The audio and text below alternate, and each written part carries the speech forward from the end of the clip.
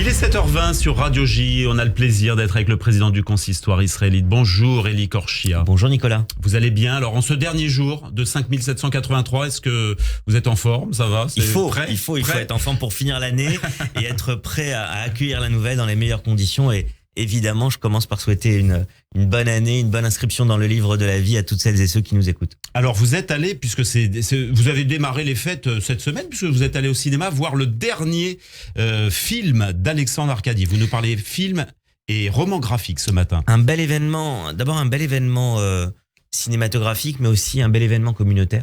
Puisque parmi tous les événements de cette semaine, et il y en a eu de très beaux, notamment hier à Elbeuf avec le loto du patrimoine qui va permettre de restaurer la synagogue historique d'Elbeuf.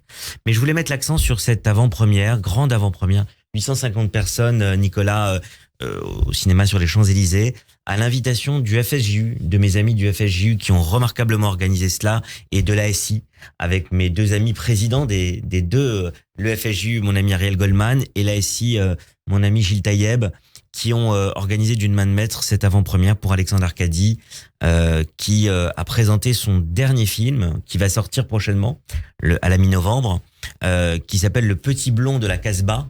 Très joli titre, et qui finalement permet de boucler la boucle, si on peut dire, par rapport à sa filmographie, puisque on avait commencé, quand on connaît bien les films d'Arcadi, on a commencé avec Le Coup de Sirocco, Roger Hanin dans le rôle du pater familias d'une famille qui arrive finalement en métropole après avoir quitté l'Algérie après l'exode, donc et leur reconstruction en France, avec la découverte à l'époque de Patrick Bruel dans son premier film 1979, il joue le fils Zetoun, premier assistant réalisateur. Bien vu.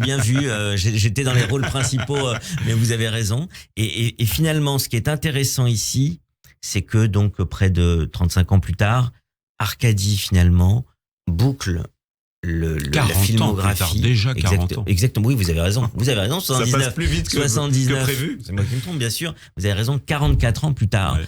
Arcadi, finalement, avec ce film Le Petit Blond de la Casbah, boucle la boucle, puisque là, nous avons, avant l'arrivée, le film se termine quasiment avec le bateau qui part pour la métropole.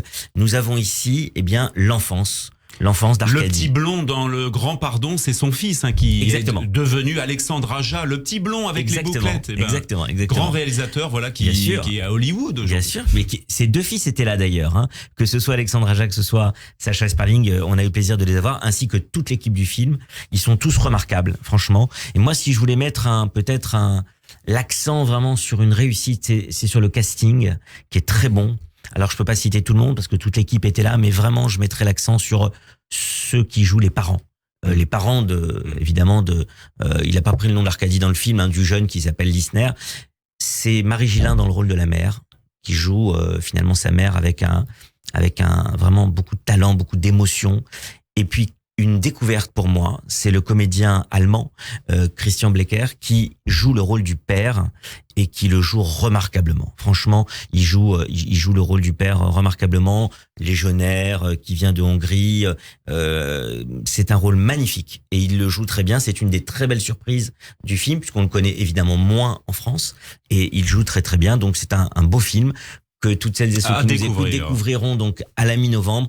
Et surtout, ça a permis aussi de valoriser les actions du Fonds social et de la SI en promouvant ce film qui était présenté en présence de beaucoup de personnalités. Je cite 3 personnalités qui étaient dans la salle.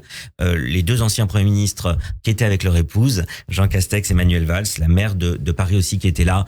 Une soirée très belle, donc à découvrir le prochain film. C'est pour ça que j'ai voulu qu'on intitule d'ailleurs cette chronique du Sirocco à la Casbah. Ça permet et c'est le 18e film, puisque vous connaissez bien la filmographie, Nicolas, d'Alexandre Arcadi. C'est le 18e film.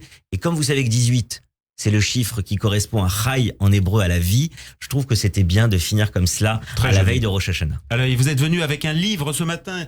Il nous reste, 1 minute 30 pour parler de L'autre Jérusalem, un roman graphique. Michel Kishka.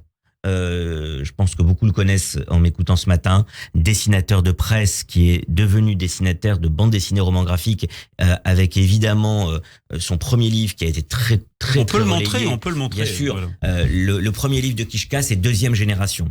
Ce que je n'ai sous-titré, ce que je n'ai pas dit à mon père, qui a été adapté ensuite au cinéma l'année dernière avec un film d'animation qui s'appelle Les Secrets de mon père. Ce père qui revient d'Auschwitz, qui vit toute sa vie dans le souvenir d'Auschwitz, qui va témoigner. Et comment c'est dur quand on est enfant de cette deuxième génération de vivre cela. C'est les souvenirs de Kishka.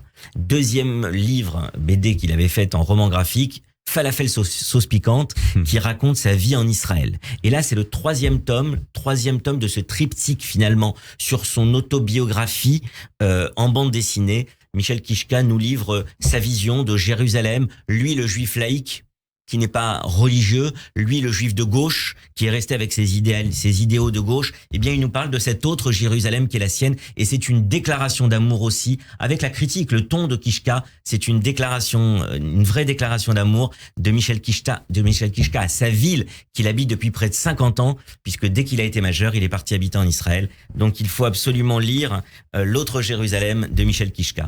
Merci Elie Korchia, Shana Tova Umetuka, en tout cas pour cette nouvelle année, voilà, qui débute, ce soir, demain, 5784. Merci d'être venu. Bonne année.